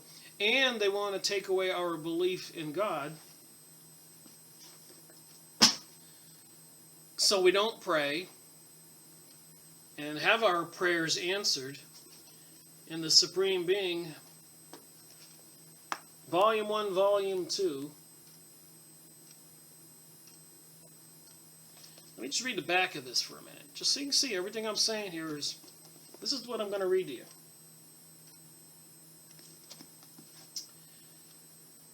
Adam Ushtoff, that's the Illuminati, 1776, a Jesuit priest who founded the Illuminati. I keep saying Jesuits, and here you go. Rabbi Marvin Entelman was obviously a smarter man than me. Volume 1, Volume 2. He was the leader of the U.S. Jewish Congress in the United States, the #1 leader. Opposed to the Zionist program, satanic Luciferian worship, and the creation of the New Age and the New World Order. So the Adam Ushtoff, the Jesuit priest who founded the Illuminati on May Day 1776, that's a witchcraft holiday, by the way, from which the Communist Party emerged. So what I'm trying to do with this little book review here, showing you these books, everything I've been saying, I can back up and back up and back up and back up. It's here for anybody to read. So we connect the communists with these Jesuit priests, the Illuminati, and Rabbi Marvin Entelman is a Jewish guy, with the Zionist evil Jews into the Kabbalah and witchcraft. How Ushtoff's Illuminati and Frankist worked hand in hand to destroy religions and governments. These people are revolutionaries, and to bring about the New World Order, they would need to bring about, I'm not trying to do 3 6s here, just pointing my finger,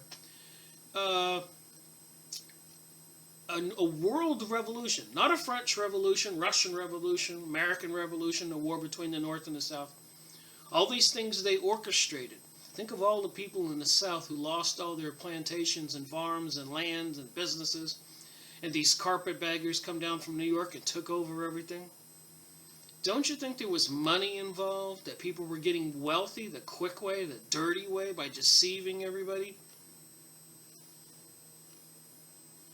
The connection between the Frankist Illuminati Jacobins and the French Revolution that changed society.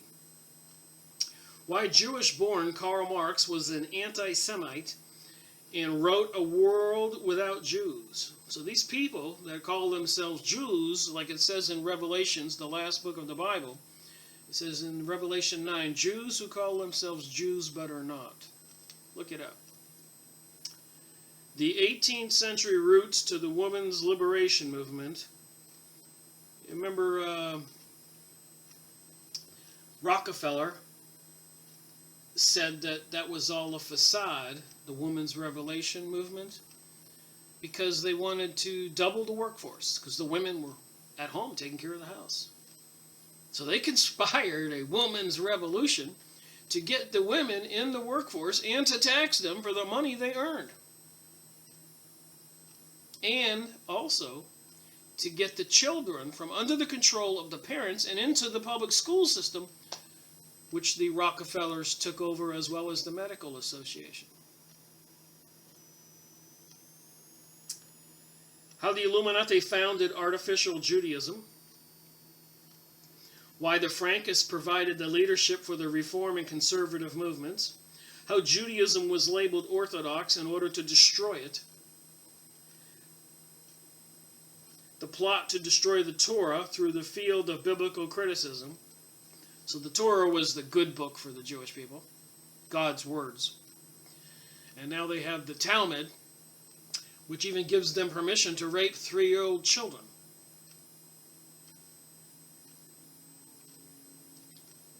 You need to get these books. Look them up on the internet, used book site, if you can find them.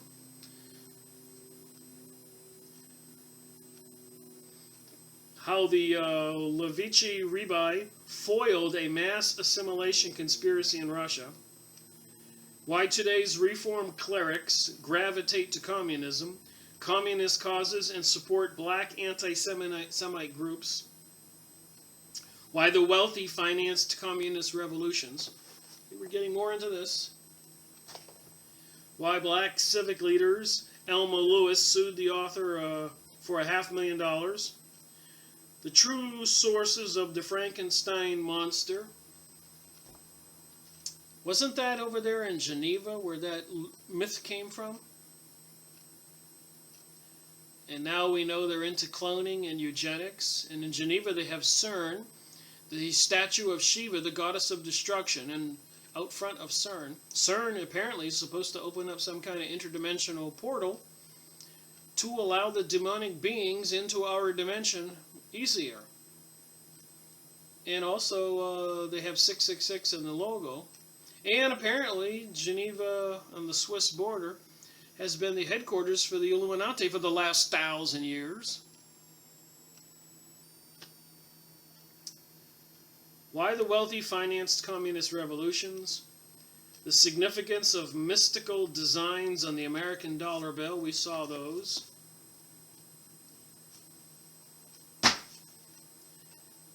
En route to global occupation, a high-ranking government liaison exposes the secret agenda of world reunification.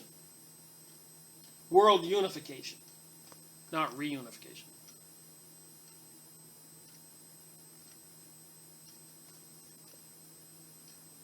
High-ranking government liaison Gary Kahn warns that national sovereignty will soon be a thing of the past. Political forces around the world are now cooperating in unprecedented fashion to achieve their goal of uniting the people of this planet under a new world order. So many books to read, so little time. But I did read this one. Matrix of Power. Jordan Maxwell. You can look up these authors on YouTube, and you generally find these people in talk shows and programs and speaking, like Fritz Springmeier, Todd Long, Antony Sutton maybe, all these people. Matrix of Power. Jordan Maxwell is considered to be one of the world's foremost authorities on ancient religions and modern conspiracies. His work on the true meaning of symbols, logos, and insignias for governments, corporations, and secret societies has fascinated audience around the world for years. This stuff is real.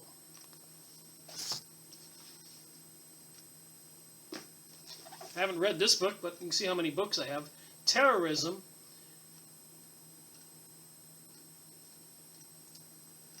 Ambassador Netanyahu has provided a useful and important book on terrorism that teaches us valuable lessons. So this is Benjamin Netanyahu trying to tell us how we can fix the world.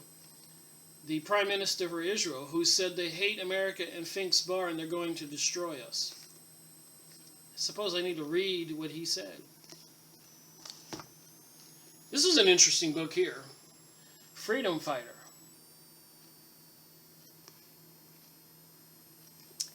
If you have any questions about the truth about the 6 million, they say, Jews killed in gas chambers, you need to read this. He was a lieutenant in the Polish military. Fascinating book. It opened my eyes. I just popped it open to page 111. Death camps in Nazi-occupied Poland. Did you know they really didn't have the death camps in Germany? They had them over there in Poland. It says it on the top here.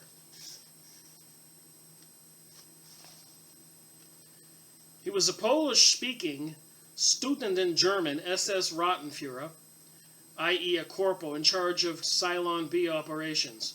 Although he had refused to discuss the matter in detail, he admitted poisoning the victims with Cylon B, crystals soaked in Prussian acid, which he poured through the aperture in the roof. He had felt no particular remorse because the prisoners would die anyways. But what he explains is apparently the people, the Jews, banksters in New York, during World War I and World War II, who were financing Germany, Hitler, and all the other people promoting the New World Order communism, they were Jewish folks. And they were having the good Jewish folks, like Rabbi Marvin Antelman, to eliminate the Opate, or Henry Mackal, the Illuminati, the cult that hijacked the world. See, there was a big battle in the Jewish community. There were the Jews who were Orthodox and believed in the Torah, not the Jews that are Luciferian satanic and believe in the Talmud. So what I'm trying to say is, he goes into detail, but it was the rich, evil Jews who were fleecing and stealing all the diamonds and jewels and gold and wealth from the Orthodox good Jews in the camps in Poland. And this was before I was highlighting, so I probably need to read it again, and I'll probably absorb much more, seeing I probably read this about 7-8 years ago.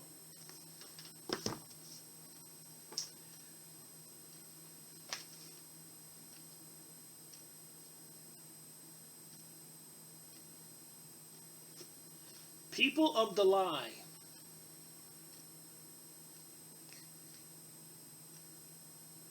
Scott Peck. The Road Less Traveled, author of Scott Peck, MD, The Hope for Healing Human Evil.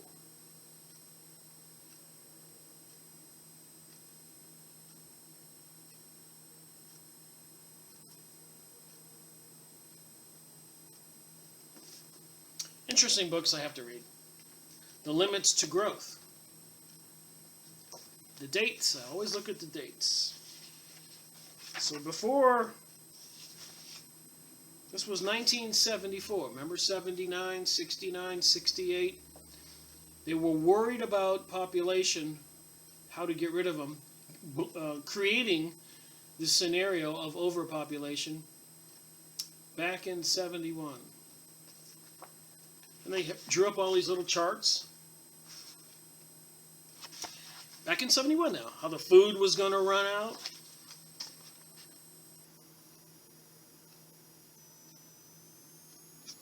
Propaganda and lies.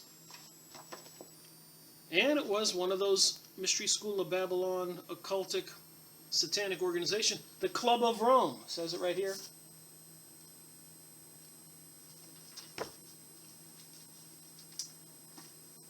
Gets crazier. Israel and the Bomb.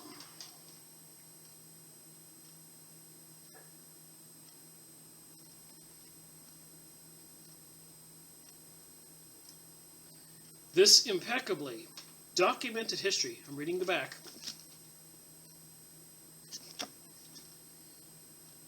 of the first 2 decades of the Israeli nuclear program illuminates the complex domestic and international forces that shaped the activity and gives the reader fascinating insights into the thinking of the Israelis, French, and U.S. leaders on the uniquely sensitive subject that only a few participants were fully aware of at the time.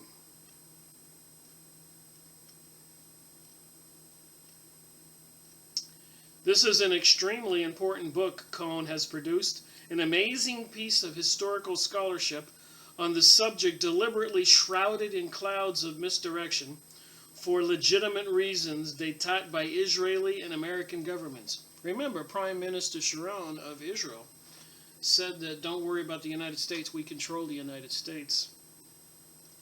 So now Israel has nukes and something called the Samson option, that if Israel is threatened to stop what it's doing, destroying all the nations in the Middle East, bringing about a world revolution, new world order. The Samson option is they will push the button and nuke all the cities all over the world so everybody goes down in flames. This is what we're dealing with. Wall Street and the Rise of Hitler. Antony Sutton. It's the same author of this book here, the one I'm going over. So I suppose I have to read it. You think?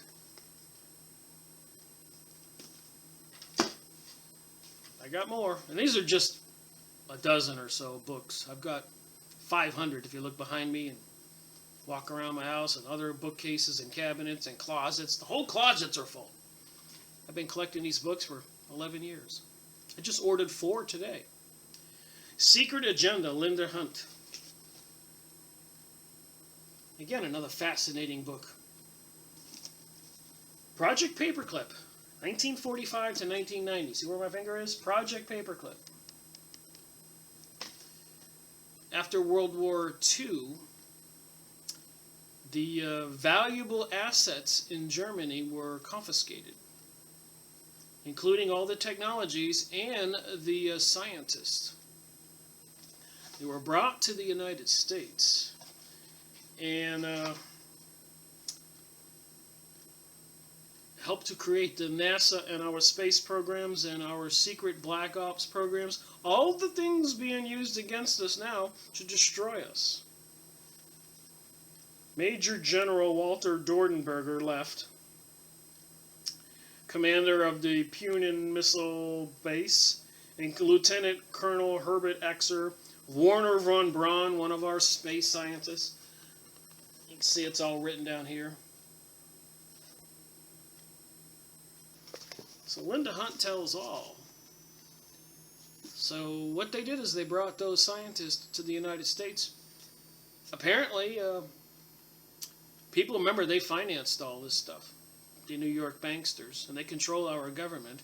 So they had to bring all those scientists from Germany to the United States and create all kinds of secret bases like Area 51, NASA, and other places, and continuing the technologies to bring about the New World Order domination thing. Another book I really enjoyed reading, I read it all, was The Cosmic Conspiracy. There goes that phone again. The Cosmic Conspiracy, and all the symbols on the dollar bill, and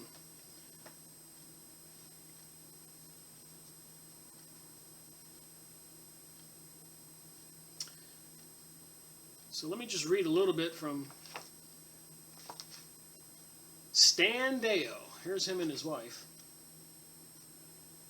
There's his name right there.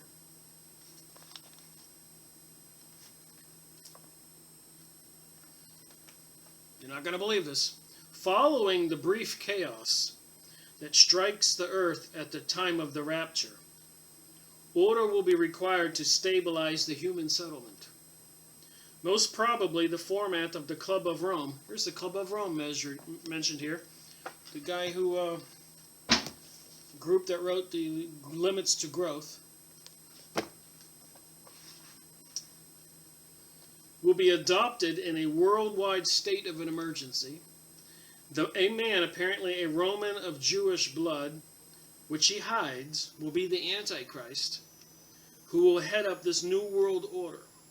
It will be a dictatorship, far more horrible than any of those previously conceived and initiated by elements of mankind.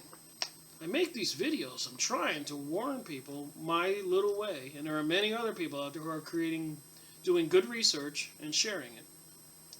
This stuff is real, and it's going to be horrible if we allow it to happen. To have such a number and to use the new international exchange facility, the individual will be required to swear allegiance to the New World Order. He must, in effect, become a citizen of the New World. It will not be hard to mistake this event when it occurs. In the beginning, people will be encouraged to join this New World money system, simply because no one will have money of any value to buy goods. Apparently, sometime in April here, according to the news I've been watching, paying attention to, the dollar, the US dollar, is not going to be the basis for the world economy. It's going to be some Chinese gold-backed money, which will make the US dollar worthless. Here I'm reading this book. It will not be hard to mistake this event when it occurs. In the beginning, people will be encouraged to join this New World money system, simply because no one will have money of any value to buy goods. The number will eventually be tattooed on the right hand or on the forehead of the individual. At some point, it will become mandatory, and no one, whether rich or poor, small or great, bond or free, will be able to buy or sell without this number or symbol of the New World Order. Revelation 13:16-17. So you can see I read all this. And I got more. Clouds of Secrecy. Leonard Cole. The Army's germ warfare test over populated areas.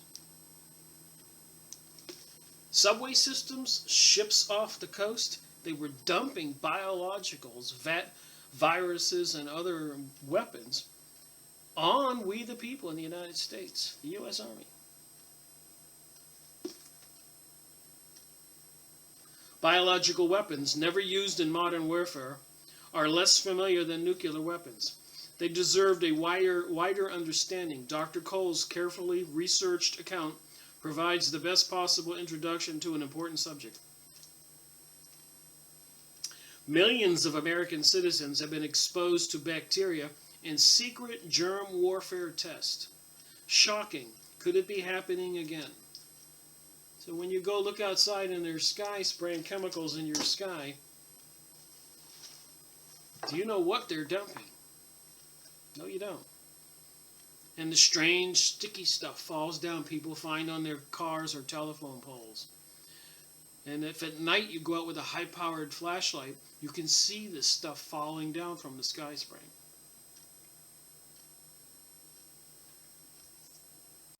So I'm going to continue up this video and try to finish up.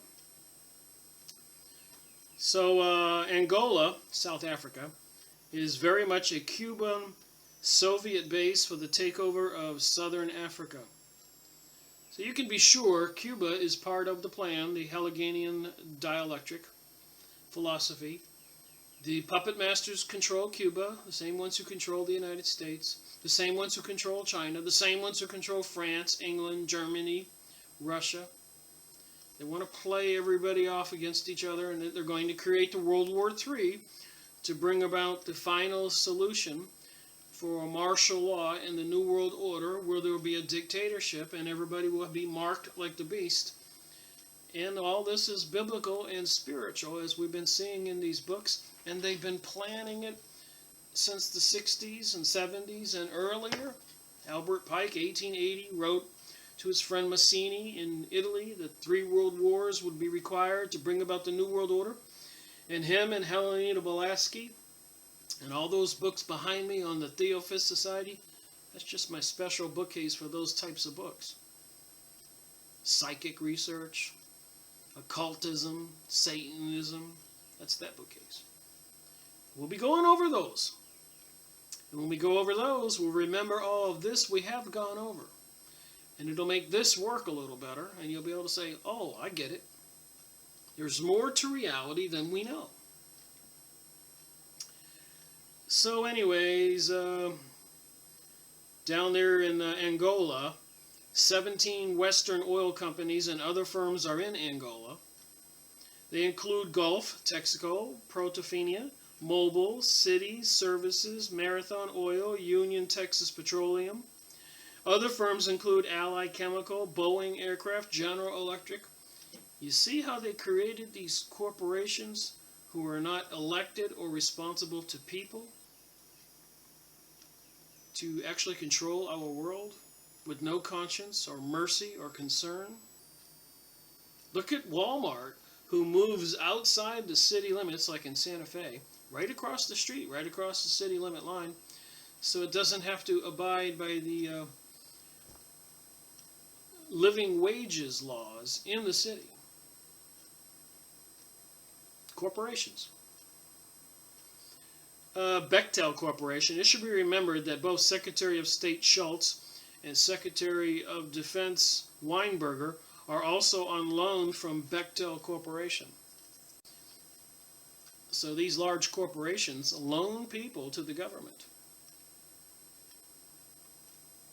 Gulf Oil Corporation is controlled by Mellon Interest, the largest single shareholder of the outstanding shares. The Mellon Bank is represented on the board of Gulf Oil by James Higgins, a Yale graduate, but not, as far as we can determine, a member of the order.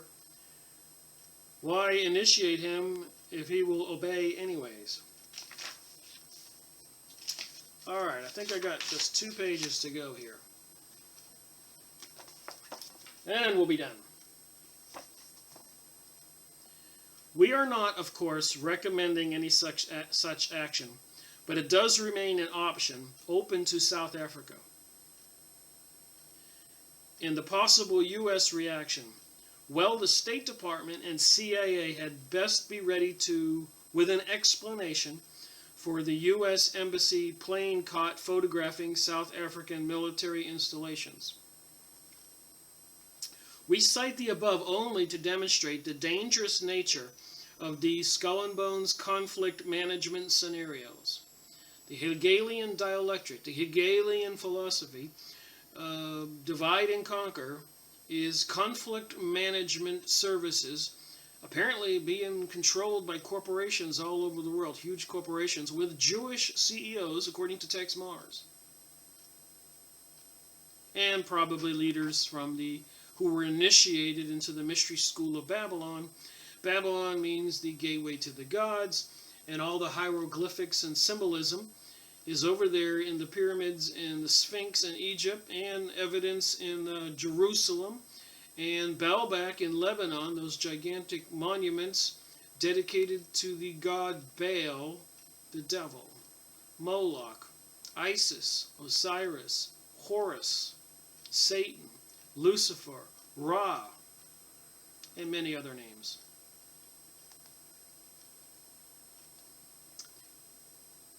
Quite an interesting tale here, and it appears that it's real.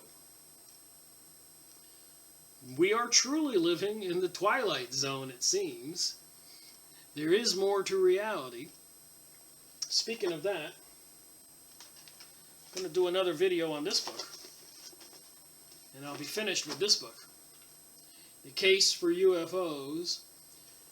So I'm finishing up the last 10 or so pages. Quite interesting material. Again, proving there's more to reality than we all know. Remember, they did have the Inquisition. They were burning witches at the stake. Behind me are books about ghosts and stories and incidences all over the world. All those books you can see. That's where I keep those books. Over there, I got a whole bookcase full of UFO books. Over there, I have two cases. One case of Atlantis and dowsing, another case of all these Illuminati, Freemasons, New World Order folks, where I get these books from. I have them all sorted out into different bookcases. Okay. The order builds a new dielectric arm in China. Listen up.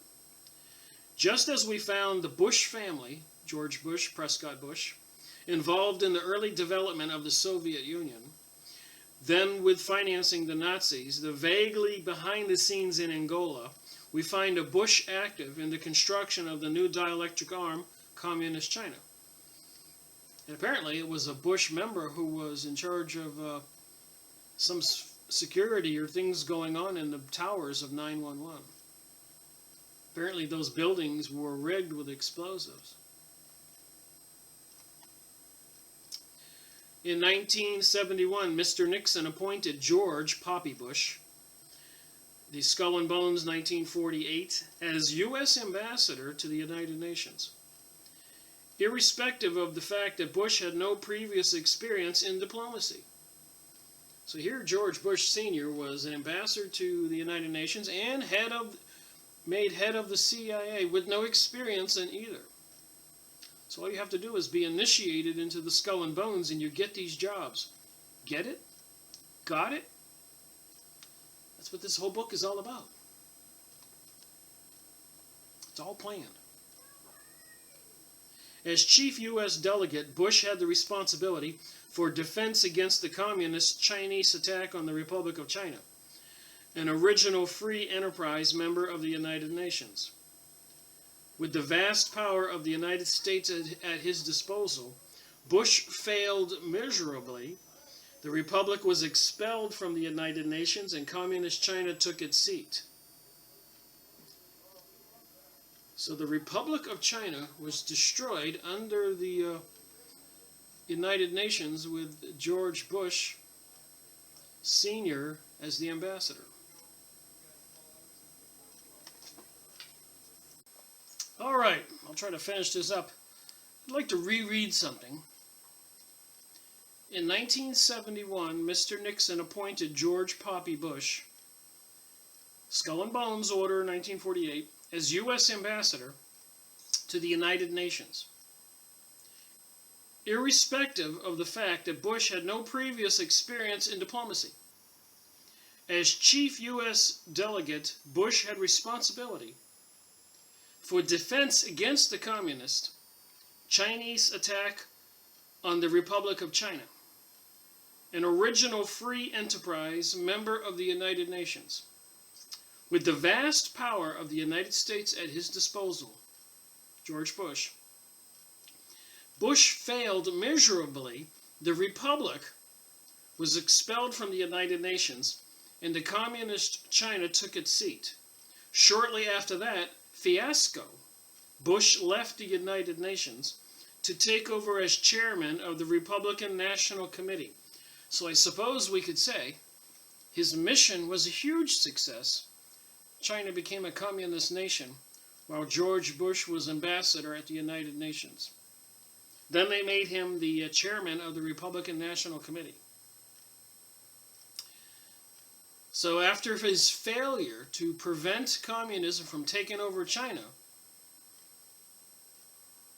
he got a greater post, a better job, a higher position. What's that tell you? This is not the place to tell the whole story of American involvement in China. It began with Wall Street, the Jewish folks, intervention into the Sun Yat-sen revolution in 1911. And let us not forget, Jewish author Henry Macau, PhD, Canada, Jewish guy, wrote the book Illuminati, the Cult That Hijacked the World. Rabbi Marvin Antoine, and many other authors. Jewish folks trying to warn us about the Jews who've turned to the dark side.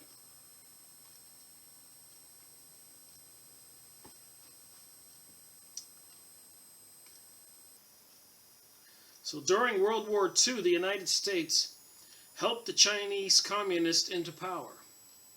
As one Chinese authority, Ching Tang Lang, has written about General Joseph Stilwell, the key U.S. representative in China from 1942 to 1944, from the viewpoint of the struggle against communism, Stilwell did a great disservice to China. Now remember, they made Russia communist, China communist, and with all the police action and terrorism, they're increasing the laws restricting our freedoms and our rights in the United States under propaganda, global warming, biodiversity, overpopulation, terrorism, and all this other stuff.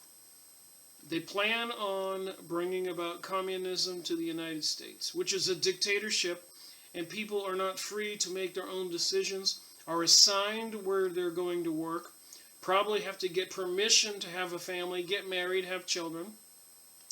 Certainly won't be able to transfer your wealth, if you are allowed to have any wealth, off to your family, i.e. a form of slavery. Yet Stilwell only reflected orders from Washington, from General George Marshall, and as Admiral Cook stated to Congress, in page 180, now we're on 181, 1946, General Marshall used the tactics of stoppage of ammunition to invisibly disarm the Chinese forces. So they allowed the communists to take over China, which is now threatening to nuke and attack the United States, along with Russia. And we made that happen by stopping the Republic, remember this is the Republic of the United States, but the Republic of China from having any ammunition. The story of the betrayal of China and the role of the Skull and Bones will have to wait another volume. At this time, we only want to record the decision to build Communist China as a new arm of the dielectric. A decision made under President Richard Nixon and placed into operation by Henry Kissinger, Chase Manhattan Bank, and George Poppy Bush, George Bush Sr., the order These Bush family people are not very nice, but neither are the Clintons and Obama people. They're all puppets of these evil banksters and people who want to create the New World Order and New Age satanic Luciferic worshippers. As we go to press early in 1984, Bechtel Corporation has established a new company, Bechtel China, Inc., to handle development, engineering, and construction contracts for the Chinese government. So here we go, more U.S. corporations helping to build communist China. Remember, it's all about money. They want people to be slaves. Whoever the people are who rule this planet don't need to be bothered, don't want to be bothered with people problems. And if you enslave the people, and anybody who speaks up as an anti-government belligerent, or an insurgent, or if you want to keep your gun when they want to disarm you, you're a terrorist. All these things being crimes against the New World Order, probably punishable by beheading. And you have to swear allegiance to this new God, and anybody who has a Bible or continues to believe in Jesus and God will probably be beheaded. Currently, Bechtel is working on studies for the China National Coal Development. This is 1984. Corporation and China National Offshore Oil Corporation, both, of course, Chinese communist organizations. So that's why they're trying to destroy the United States economically, and with biodiversity, sustainability, global warming, pollution, all these other things, shut down power plants and all that. They have to bring the American citizens to their knees and rioting in the streets to bring about the police action. Can you see it? It appears that Bechtel is now to play a similar role to that of Detroit-based Albert Kahn, Inc., the firm that in 1928 overtook initial studies and planning for the first 5-year plan in the Soviet Union. So U.S. corporations spearheaded and helped the Soviet Union after the 1917 revolution, where apparently the Republic of Russia was destroyed, and they brought in the Jewish communist people, the Bolsheviks. And it was planned by corporations of the United States. And the same thing in China, planned by the corporations of the United States, which of course are owned by the Illuminati and headed up by many of the people from the Skull and Bones and other Mystery School of Babylon lodges and temples. That's a mouthful. By about the year 2000, Communist China will be a superpower. Built by American technology and skill, it is presumably the intention of the order, Skull and Bones, to place this power in conflict with the Soviet Union, conflict mode with the Soviet Union. So it'll be the United States against the Soviet Union and China to bring about the United States into another communist nation. And who is to say, all right, my battery is going dead on my camera, so I have to finish this up. And who is to say that the Chinese communists will not make their peace with Moscow after 2000 and join forces to eliminate the superpower, the United States? And I just read to you from my computer, China invokes feared Russian defense pact and orders attack subs to the West U.S. coast, April 1st, 2016. I got another book I want to just share quickly before my battery goes dead. Guide to Zionism. It details all the plans right here. The Jewish National Fund states, the Jewish National Fund states for the idea of national ownership of the land of Palestine. It says it right here. So they had planned to take over the land of Palestine. And what year was this book published? 1920. I've got to read this. Theodore Herschel wrote the whole details about taking over the world and killing all the Palestinian people, taking their land. And one more thing and I'm finished. Go get this book. The United States and the secret black ops laboratories created AIDS and were experimenting on people, introducing AIDS into cities like LA and New York. All the details are in here, all the documentation, even the contracts.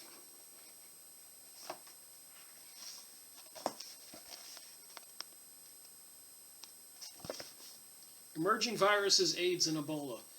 They're using biological warfare against us. Thank you for watching my video, Rick Miracle reporting.